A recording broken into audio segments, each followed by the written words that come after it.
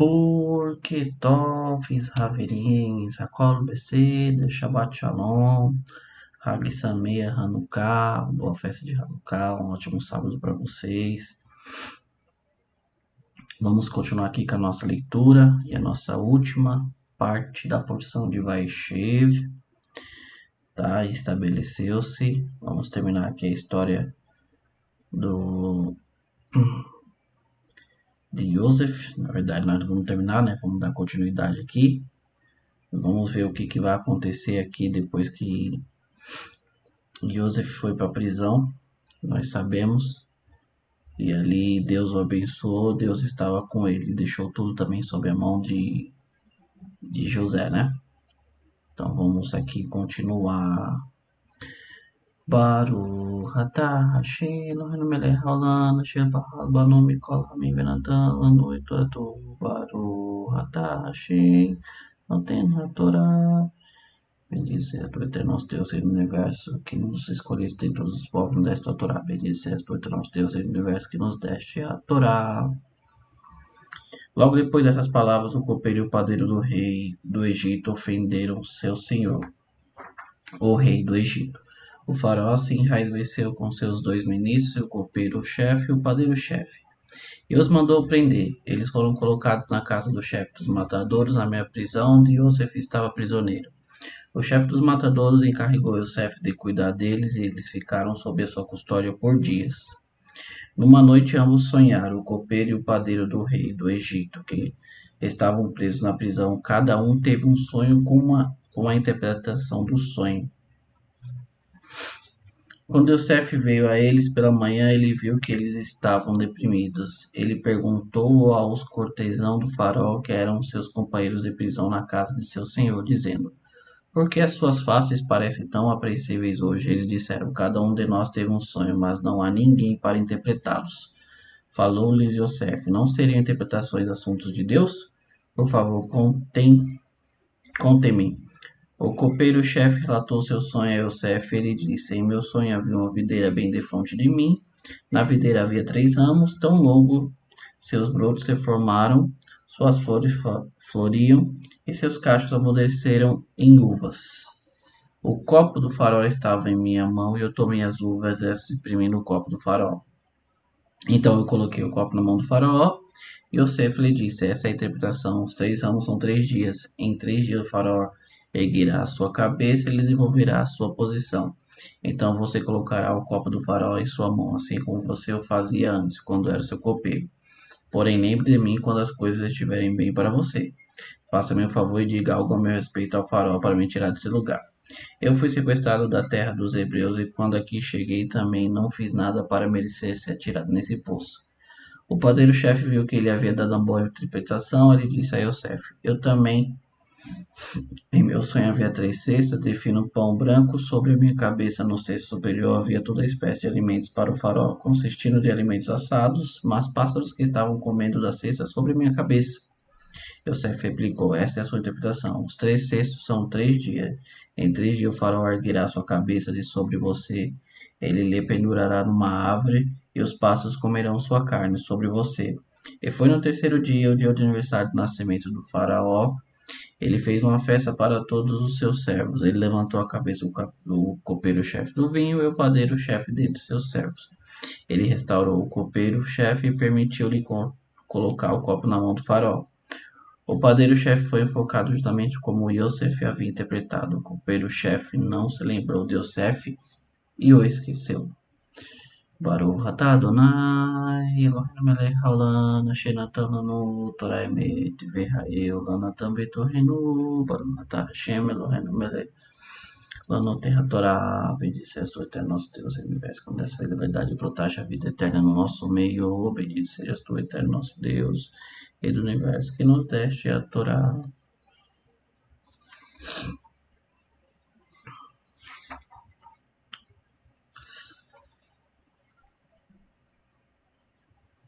Vamos lá, Ravirins.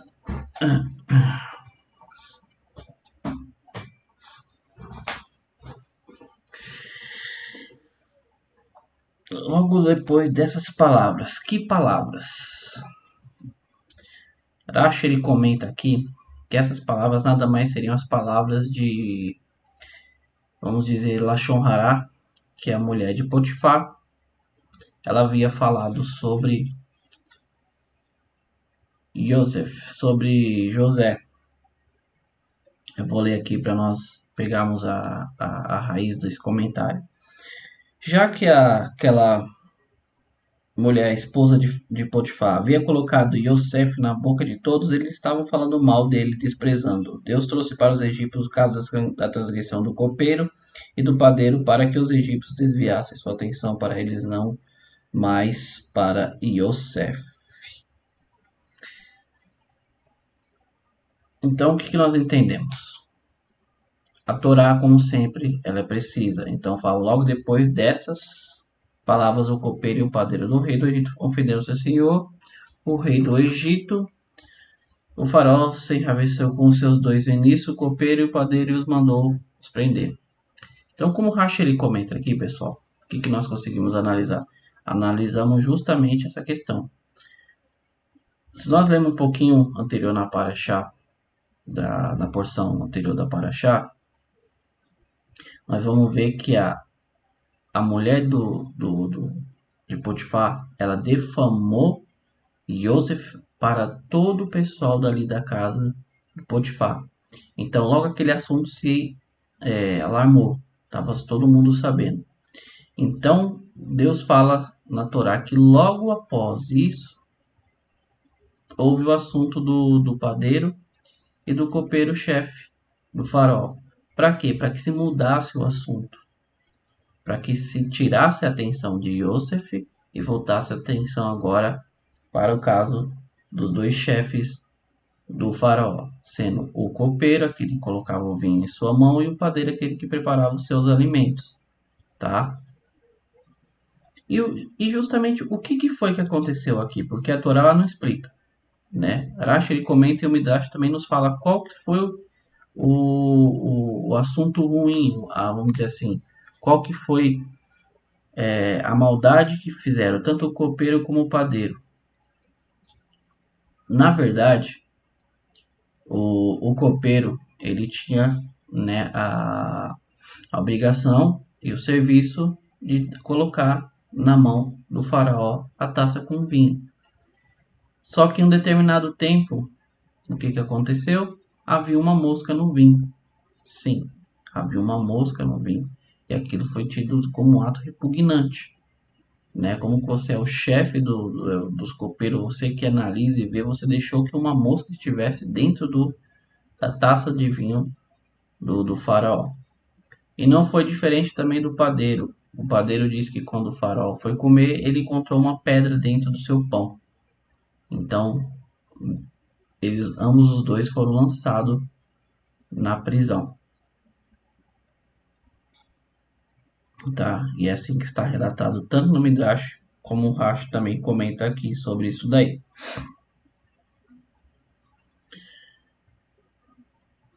Eles foram colocados na casa do chefe dos matadores, na mesma prisão onde Yosef estava. Eles foram colocados lá no mesmo lugar, justamente na mesma parte onde Yosef estava. Aqui nós vemos a providência divina em relação ao que já estava sendo estabelecido para que José, ele saísse da prisão. Então, o chefe ele trouxe os dois, o chefe dos matadores trouxe os dois e deixou sob custódia de Yosef. Né? Como Yosef já estava bem quisto, bem visto ali na prisão, falou: não, fique com esses dois, você cuide dele. Né? O versículo 6 diz assim: quando Yosef veio a eles pela manhã, ele viu que eles estavam deprimidos. Tá? Ele perguntou ao cortesão do faraó, que eram seus companheiros de prisão na casa de seu senhor, dizendo: por que as suas faces parecem tão apreensivas hoje? Apreensivas hoje. Ou seja, havia se passado um bom tempo.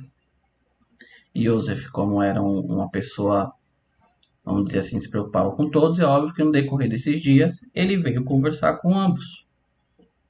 Tá? Mas até então nunca se entrou na questão dos sonhos, porque os sonhos agora ele entram nessa parte, mas ele conversou, ele sabia o porquê que eles estavam lá, tá? Então nós vemos aqui a preocupação de José, mesmo dentro da prisão, ele olhar e observar a face de ambos e ver que eles estavam cabisbaixos, estavam tristes, né? E ele pergunta por que as tuas faces parecem tão apreensivas hoje.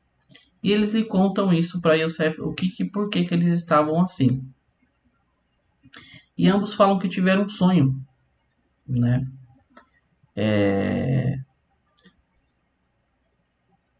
E Yosef fala para eles assim: não seriam interpretações assuntos de Deus? Como nós vimos nas porções anteriores, Averins, Yosef sempre estava com o nome de Deus pronto na sua língua, na sua boca, para colocar como tudo está no controle de Hashem. E aqui não é diferente, nós vemos o que ele já vem, também fala automaticamente, sabe? Quando você tem algo que você faz repetidamente, aquilo já está tudo pronto para você, está tudo bem visto. Mesma coisa era o que Yosef fazia em relação a Deus, ele sabia que tudo está no controle de Deus. Então, quando se falaram para eles do sonho, ele automaticamente falou: não é assunto de Deus as interpretações de sonhos. O copeiro-chefe relatou o sonho dele, né? Nós já lemos e falamos. E Yosef dá a interpretação para ele que aqueles ramos, né, da videira, aqueles 3 significariam são 3 dias, né? E então logo seus brotos se formavam, suas flores floriam, quer dizer que era rápido, o que Deus tinha que fazer era rápido. E o fato de o copo do faraó estar na minha mão é porque ele retornaria a servir o vinho na mão do faraó, tá? Yosef interpreta o sonho para ele. E o que nos chama a atenção aqui é o que Yosef faz. Ele para aqui, José ele pega simplesmente e fala assim, no versículo 14: porém, lembre-se de mim quando as coisas estiverem bem para você. Faça-me um favor e diga algo ao meu respeito ao faraó para me tirar desse lugar. Eu fui sequestrado da terra dos hebreus e quando cheguei aqui também não fiz nada para merecer ser atirado neste poço. Aí que eu pergunto, meus amigos, porventura José não tinha toda a confiança em Hakadosh Baruch em Hashem? Porque aqui ele se precipita, toma a frente do caminho de Deus e diz para o copeiro se lembrar quando ele estiver perante o faraó.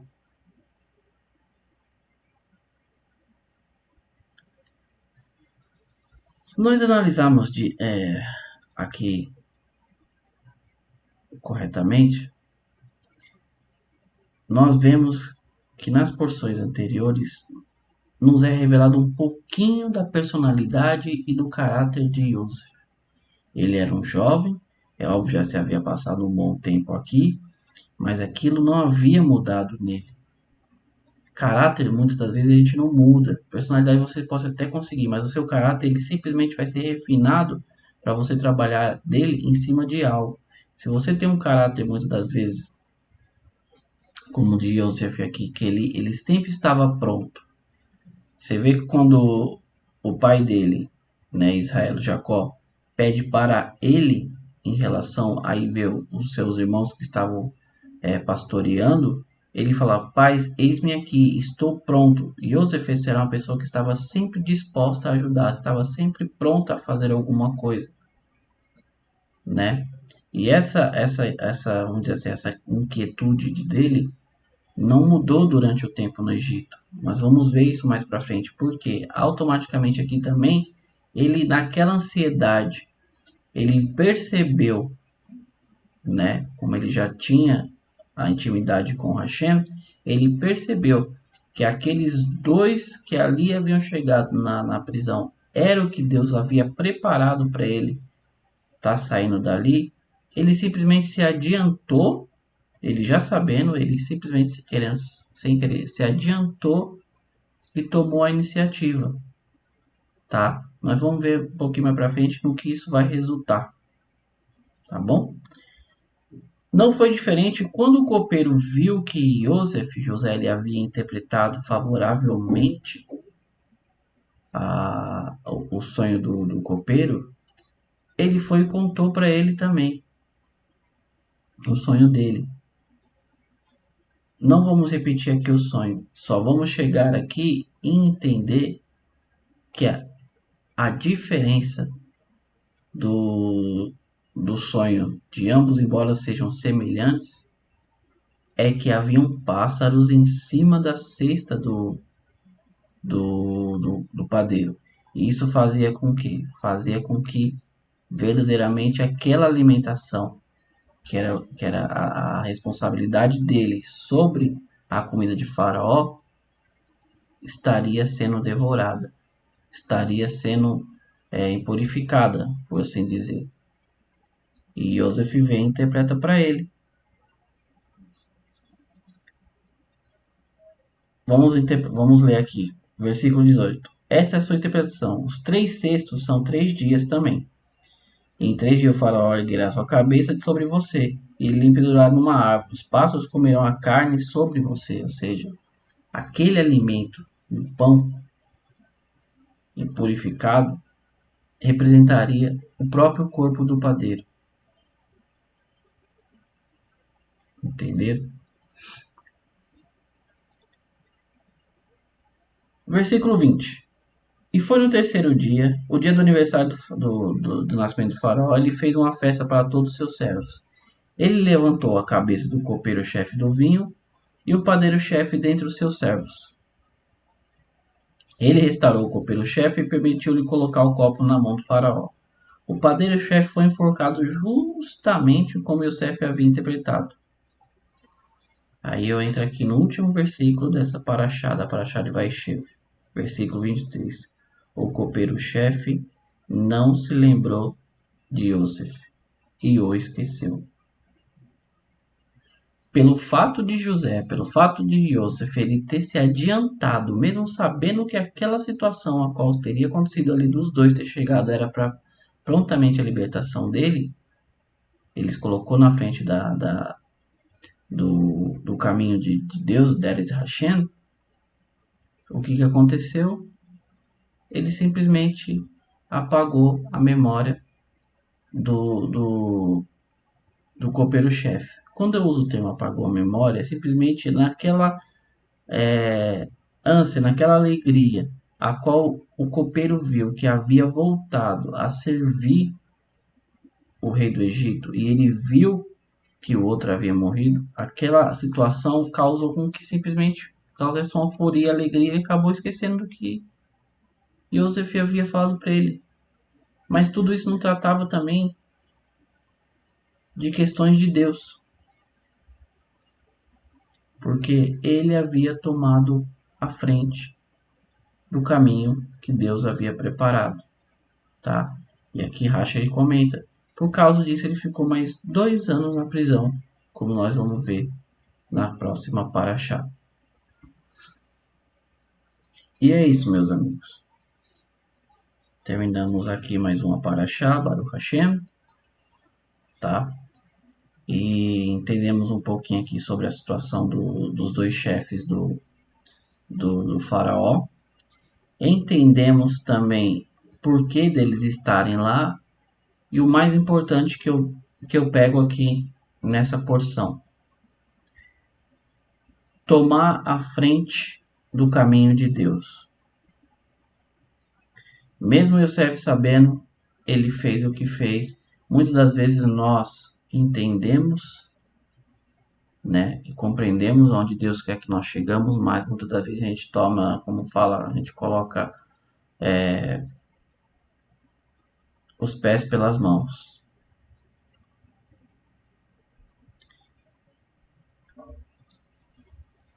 O Midrash ele comenta aqui que na verdade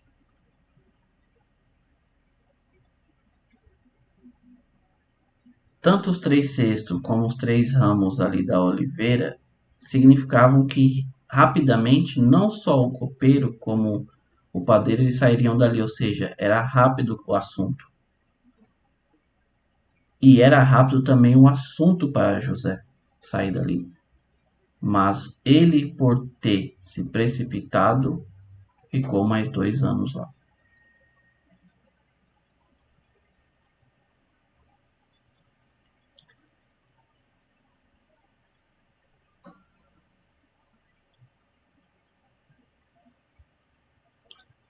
Não viemos fazer igual, como sempre fala. A palavra Torá significa instrução, ensinamento. Viemos a entender uma coisa, que tudo sempre está no controle de Hashem. Yosef não já viu que tudo que ele fazia prosperava e que as pessoas já reconheciam que era Deus sobre a vida dele? Nós deixamos de entender, de entender. Yosef era um ser humano como qualquer outro, jovem, vaidoso. A Torá já nos mostra que ele é vaidoso. E num momento ali de descuido, ele deixou que isso transpassasse o seu conhecimento de Deus, a sua emuná e a sua bitahom, a sua fé e a sua confiança em Deus. Tá? Vamos confiar em Deus, saber que tudo é controlado por Hakadosh Baruch Hu. Tá bom? Vamos ficar com essa mensagem. Mais uma vez aqui eu quero agradecer Toda Arabá. Mais uma vez um Hag Sameach Hanukkah. Hoje acenderemos a 3ª vela. Tá? E no demais, meus amigos, é isso, tá? Nunca deixamos de entender isso. Hine loyanu veloishan shomer Israel. Não dorme e nem tosqueneja o guardião de Israel. Tá? Deus está sempre atento. Deus não dorme, Deus não cochila. Então, tudo o que acontece em nossas vidas está no controle dele. Deus não precisa de descanso, né? Vamos ficar com essa mensagem por hoje. Mais uma vez quero agradecer, Toda Arabá, Shabbat Shalom. Não se esqueçam aqui, ó, tá?